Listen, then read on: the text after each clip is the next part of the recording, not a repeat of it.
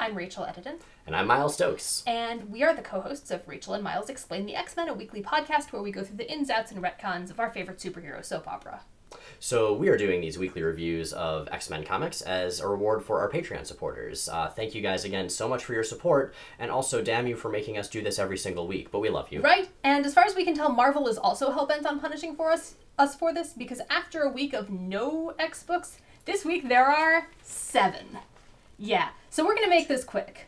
Right, so this is going to be a lightning-fast, bullet point, kaboom kaboom kind of review thing. Okay, what are we going to start with? So first we're going to start with all new X-Men number 30, which I'm pretty sure was supposed to come out last week or the week before. Right, so Marvel's in the middle of 2 big crossover events. One of them is the death of Wolverine, the other one's Original Sin. And issues are coming out of order right now, and this week everyone is in like 4 places at once and things are happening out of order, and that's kind of an ongoing problem, and it's nowhere a problem more than in this book. So this is the series that's about the time-displaced original 5 X-Men, original 4 now that Cyclops is in space. In this issue, Angel and X-23 hook up, and Jean Grey and Emma Frost bond, and it's a super lackluster issue. Sarah Pacelli is the artist, which is fantastic, so it's beautiful, but it just kind of feels like fill. It's kind of frustrating because overall I think this has been a really good run, but you know, every good run has a weak issue. Next up, we have Amazing X-Men number 10. So this is part 3 of World War Wendigo, which is the first storyline by the new creative team, the new writers Craig Kyle and Chris Yost. They do universally good work. They do. They actually worked on a lot of the X-Men cartoons, some animated movies, stuff like that. So this book, it started out sort of okay with the first run. This is great. They're in Canada. They're fighting like 1,000 Wendigos. We have characters like Firestar and Northstar and Colossus that we haven't really seen much in the main X books recently. It's just a lot of fun. It's a really funny, enjoyable book, and I love it. Next up, we have Nightcrawler number 5. And before we jump into this, I want to point out that the cover is a really rad homage to a very cool old Paul Smith cover. So yes. Check this out. I love it when they do that. So as far as the actual issue, this is the series Chris Claremont is writing, Todd Knock on art, and what it strikes me as more than anything else is classic Claremont doing more modern decompressed storytelling, which isn't a combination that works terrifically well for me. It's a fun book. It's got a lot of sort of really good nostalgia nods, but yeah, I'm kind of mixed on how much I like it. I'll agree with the nostalgia bit, though. Like, in this book, Nightcrawler's playing a baseball game with himself teleporting in the vamps and reminiscing about an old baseball game from the old days that I personally grew up reading about. It kind of tugs on those heartstrings, so for me, that makes it a worthwhile read. Your mileage may vary. Next up, we have Wolverine number 11, which is one of many parts of the now, I guess, 1 month to die crossover. Yeah, you know, okay, Wolverine dying, I think there are a lot of awesome narrative possibilities there. This story, though, it feels very removed from the X-Men universe, and I kind of feel like that's not what you do. Wolverine, sure, he's a solo character, largely, but this should be a big X-Men event. And right now, this is just sort of a big, explodey, punchy action drama kind of thing, and I'm having a hard time getting invested. Maybe that's something some readers like, and that's awesome, but it's just not doing it for me. It's really paced like an event. It's something that feels drawn out beyond what the story can really hold, and it's a cool concept, but yeah, I mean, if it were part of an ongoing Wolverine series and not like the big definitive Wolverine event, I think I'd like it a lot more. The art's nice. Next up, we have Wolverine and the X-Men number 7. So this book, this is the second run of Wolverine and the X-Men. The first was by Jason Aaron, this is by Jason Latour, and it's okay. It's not a bad book, but it hasn't really done anything to sort of differentiate itself yet, in my opinion. Right now, especially, it feels like a book that is killing time waiting for Wolverine to die. Yeah, I'm really curious to see what happens once he does. I think Storm's going to be the headmistress, but for right now, this issue does feel a little like filler, unfortunately. Next up, we have X-Force Number 8. And X-Force Number 8 is awesome! It's Cy Spurrier and Rock Hae Kim, and it is really good. It is by far and away easily the best X book out this week.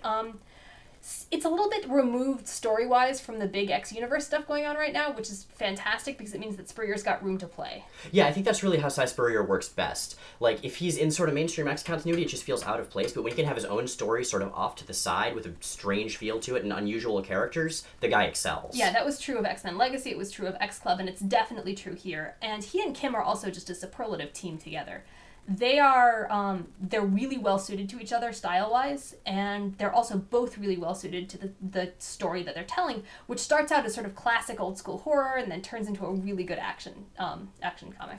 And slight spoiler, we see MI-13 show up. I mean, the cover kind of gives that away. And it's great. I mean, okay, so Spurrier's descriptions, we have the character Excalibur, not the Team Excalibur, Pete Wisdom, and Megan, who's now called Gloriana. Both of whom were on the Team Excalibur. Just to keep things simple. So, like, Megan is described as a priestess of all the feels. Also chaotic good, which obviously. And Pete Wisdom is described as having Olympic-level grudge-bearing. Like, I love Spurrier's writing. I always will. Yeah, this is just a really, really fun book. Highly recommended. If you're following one X title and you want something that's sort of outside of continuity, this is a great one to go for.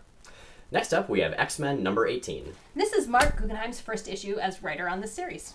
Yeah, you may know Mark Guggenheim as the showrunner of Arrow, which features a lot of really good abs, and I guess some arrows as well. He's also written a bunch of comics. Indeed. So yeah, this is the book that's the all-female team of X-Men, and one of the things I really like about this book, just as a concept, is that they don't make a big deal of it being all women. It's like there are a lot of very cool female characters in X-Men. They just all happen to be on a team without any male characters. It's no big deal. Except that I feel like they're kind of going really hard for like the lady-coded themes. I mean, we had the whole baby thing, and now we've got another mystery pregnancy story. Really? Okay, I'll definitely grant that.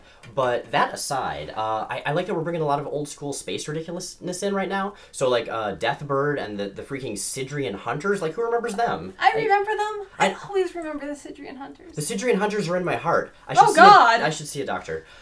Anyway, Guggenheim, it seems like he hasn't quite gotten a feel for the characters' voices yet. It's sort of generic Whedon-speak to a degree, but I'm optimistic that may change. I think it's okay. I probably wouldn't pick up the series based on just this book, but I also don't regret having read it.